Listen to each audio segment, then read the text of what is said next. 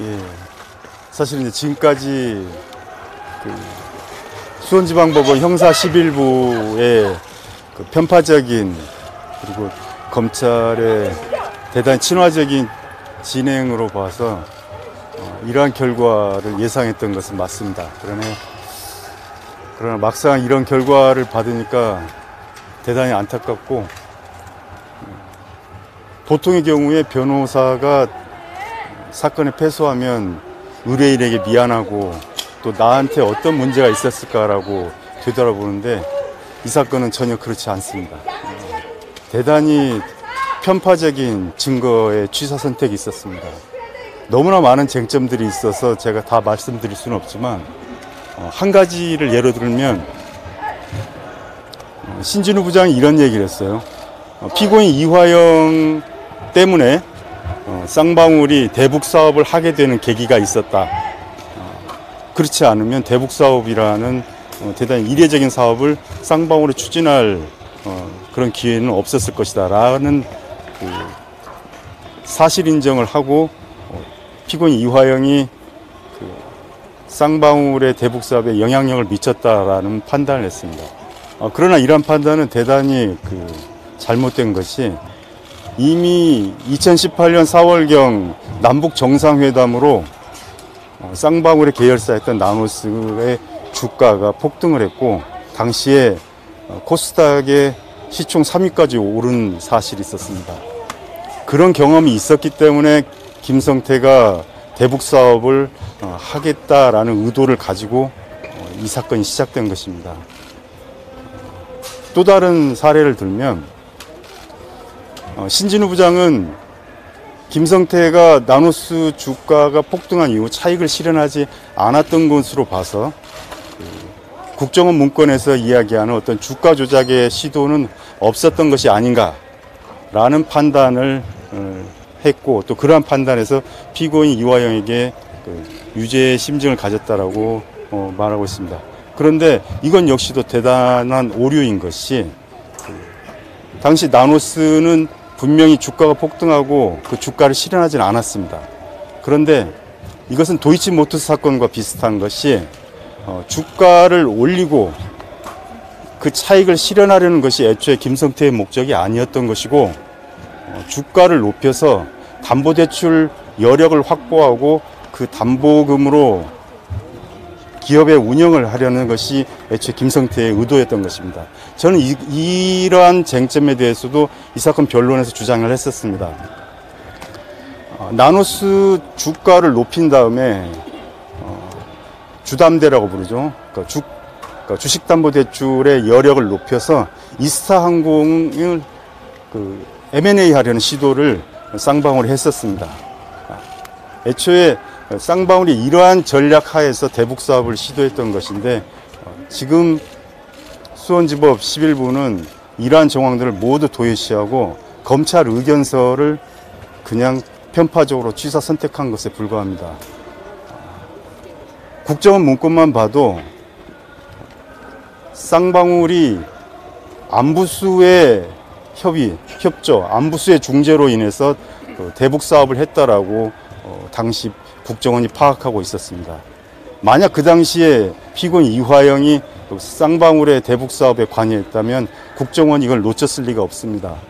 쌍방울의 대북 사업에 대해서 피고인 이화영은 전혀 알지 못했습니다. 그럼에도 불구하고 김성태의 사후 주장만을 검찰이 선택하고, 또 이 검찰의 주장을 법원이 그대로 받아들인 것입니다.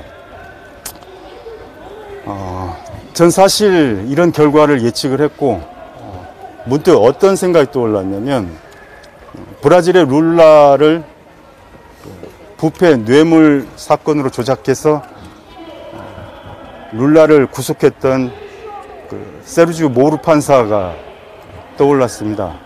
전 늘상 이 재판을 하면서 신진우 부장에 대해서 브라질의 세르지오 모루를 연상할 수밖에 없습니다. 자, 그런데 브라질에서 룰라가 구속되고, 그리고 호세프 대통령이 실각하고, 그리고 나서 꽤 긴 시간 동안 브라질의 민주주의가 후퇴했습니다. 이것을 정치학계에서는 연성 쿠데타라고까지 명명했고요. 그러나 이 사건은 그렇게 긴 시간을 필요로 하지 않을 것입니다. 굳이 특검을 하지 않는다 하더라도 이 사건 수사 기록에는 검찰이 자신이 주장하는 것과 모순된 증거들이 즐비합니다. 이 사건 재판을 준비하는 과정에서 저는 어떻게 특별한 어떤 반대 증거를 제가 수집한 것이 아니라 검찰이 수집한 증거들 중에 자신의 증거와 모순되는 증거들을 주장했던 것입니다. 이제 다음 항소심에서 이 정도의 증거를 평균적인 법관이 판단한다면 이 결과는 바뀔 거라고 예상합니다.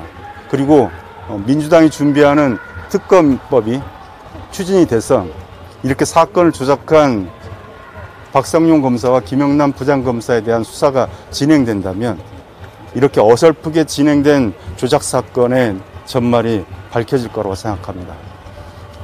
마지막으로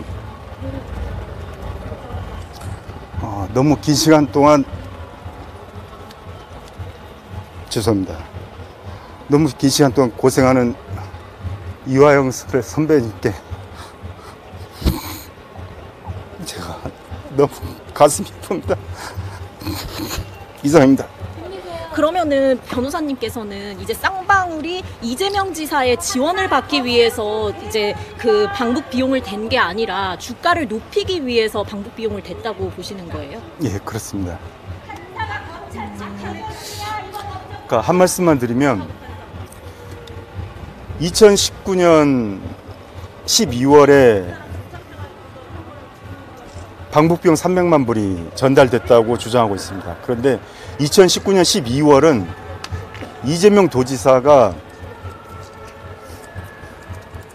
도지사 지위를 상실당하는 항소심 판결을 받은 지 2달밖에 안 된 시점입니다.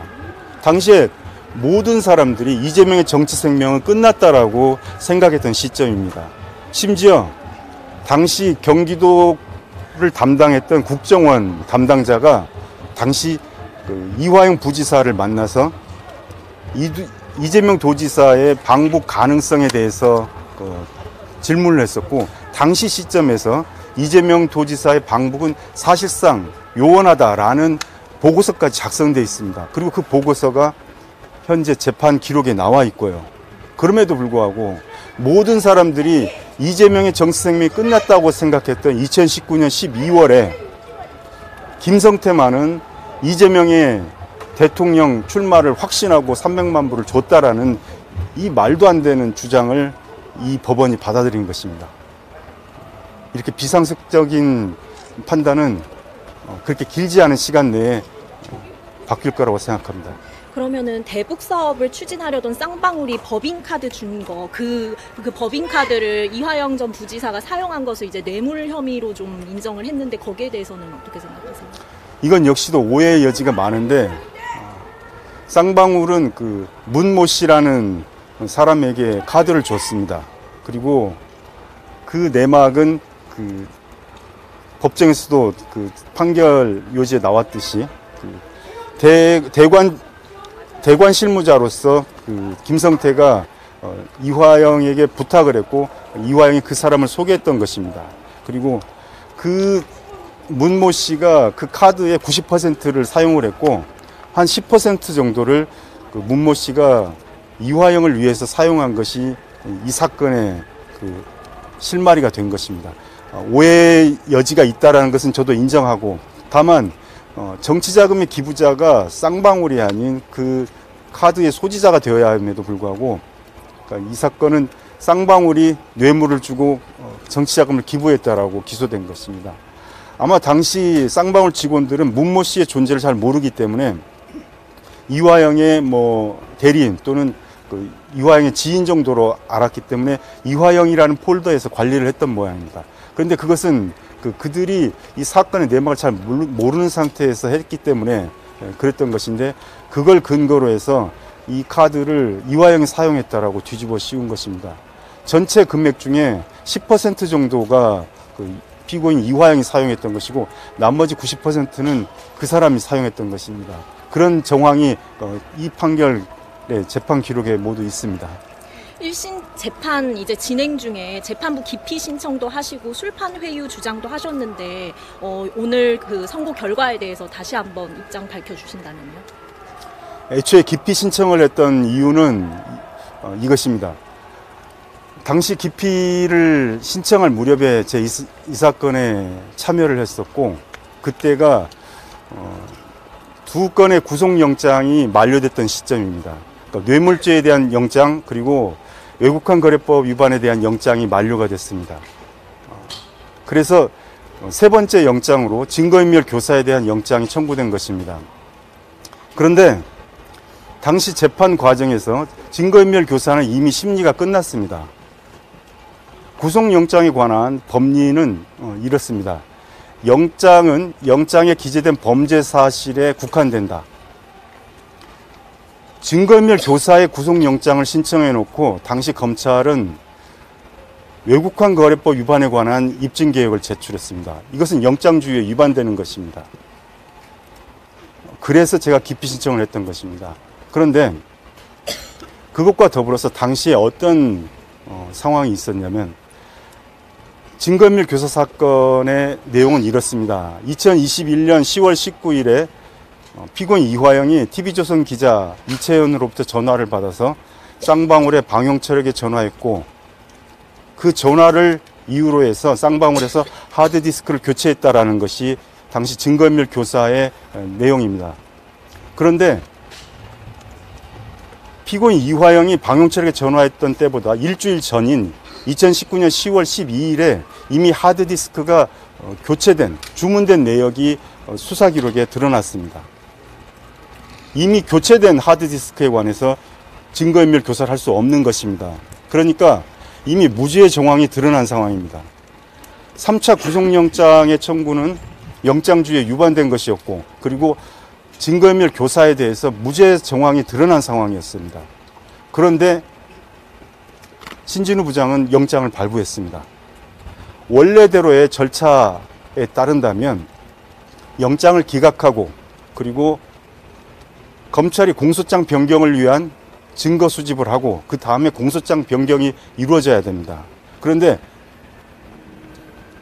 영장이 발부되고 나서 김성태가 법정에 나와서 진술을 바꿉니다. 10월 19일이 아닌 10월 초순이라고 진술을 바꾸고, 진술을 바꾼 것을 근거로 해서 공소장이 변경됩니다. 검찰이 공소장을 변경한다는 것은 변경 전 사실이 무죄라는 것을 스스로 인정하는 것입니다. 그런데 공소장이 변경되기도 전에 이미 영장은 발부된 것입니다. 그때 저는 기피 신청을 하지 않을 수 없었습니다. 이 판사는 검찰이 자인하는 공소장 변경이 이루어지기도 전에 그 영장 사실을 기초로 영장을 발부하는 이런 사람이구나라는 것을 깨달았습니다. 이 사람한테는 도저히 판결을 받을 수 없겠구나 라는 생각을 해서 당시 기피 신청을 했던 것입니다. 아니나 다를까 역시 그러한 선입견에 입각해서 검찰 의견서를 그대로 차용한 판결이 내려졌습니다. 선고 직후에 혹시 이화영 전 부지사와 좀 대화를 나누셨다거나 그런 건 있을까요? 그럴 만한 시간을 받지 못했습니다.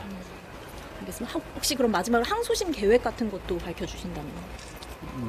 이제 그 부분은 이제 형수님과 상의해서 준비를 해야 될 것 같습니다.